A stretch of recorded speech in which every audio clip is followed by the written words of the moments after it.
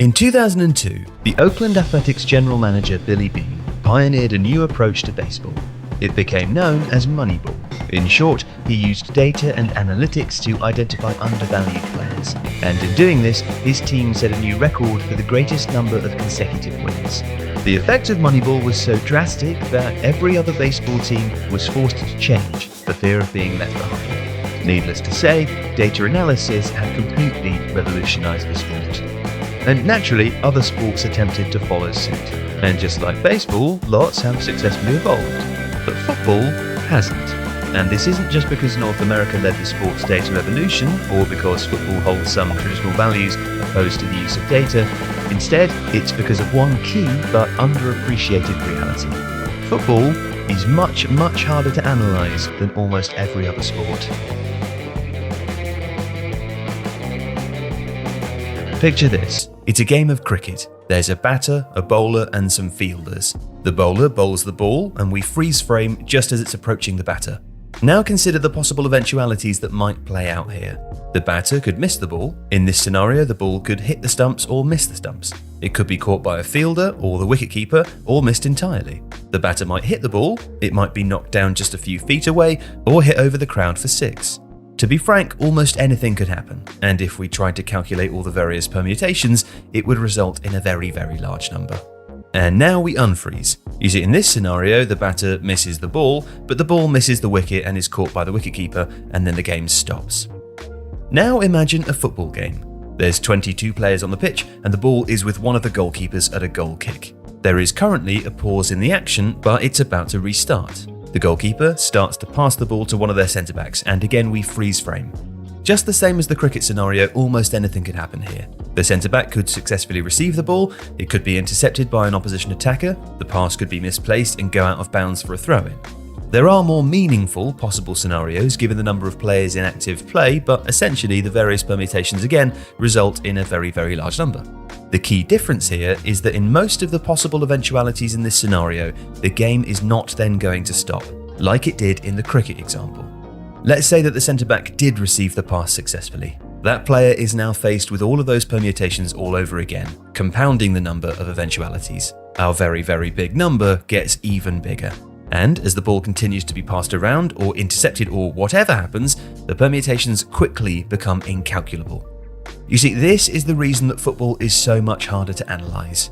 It is a continuous sport, as opposed to cricket and baseball, both of which would be better termed as discrete sports, or sports made up of brief, well-defined actions that have a clear beginning and end. In football, sequences of play don't have a set beginning or end.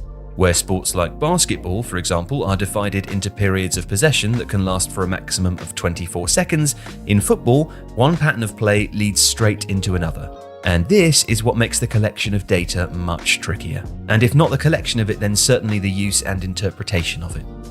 Christopher Clemens, the head analyst of Germany's 2014 World Cup winning national team, went as far as to say, "We're increasingly convinced that there's a lack of data that provides real information about the things that make you successful in football." So thinking about that, here's a spectrum of sports from the most discrete to the most continuous. Now, as we said, baseball and cricket appear towards the discrete end of the spectrum. You could argue that a sport like darts is one of the most discrete, particularly when you consider that there's no defending. Two opponents take it in turns to do almost the same thing each time they step up to the board, while the least discrete element here is that as the players get towards a lower score, they need to hit different parts of the dartboard in order to win the game, meaning that it's not quite the same action every time. 10-pin bowling, on the other hand, might be the most discrete sport of all, due to the repetitive nature of each throw or each bowl. In theory, the perfect bowling game includes an exact replica of the same action throughout the entire game. And because the environment is exactly the same each time, tracking a player's strike percentage is a much more accurate means of determining either the quality of that player or meaningful changes a player should make to their game in order to improve the score. It would be the equivalent of a game of football just consisting of penalty kicks against an unchanging goalkeeper over and over again. Now, rugby might sit somewhere in the middle. Elements like penalty kicks and line-outs are relatively discrete though, and the limited outcomes of a crucial piece of gameplay like a scrum arguably stop it from being classified as more continuous. And in comparison, football is undoubtedly at the more continuous end.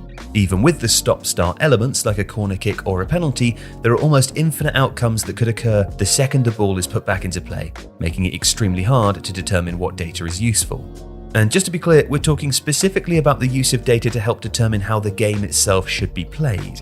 Numerous football teams have successfully developed and used sophisticated data models to advance their recruitment, for example, identifying bigger talents better suited to their team's style of play and often for under market value. But the success of this remains largely down to the fact that better footballers play better football.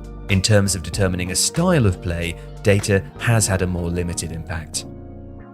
But of course, this hasn't stopped analysts from trying.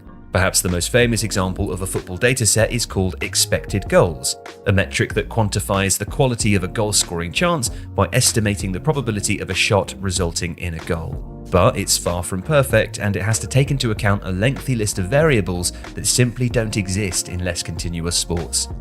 And of course, football is by no means alone in this regard. Australian rules football is arguably more continuous, with constant substitutions and no offsides. And elements of ice hockey too, where substitutions are frequent and can happen during the play. These sports belie the attempts to simplify them. They simply cannot be captured as reliably through the use of data analysis alone. And so, while the data revolution will continue to optimize the sporting world, some sports, the continuous ones, will always be more immune than others.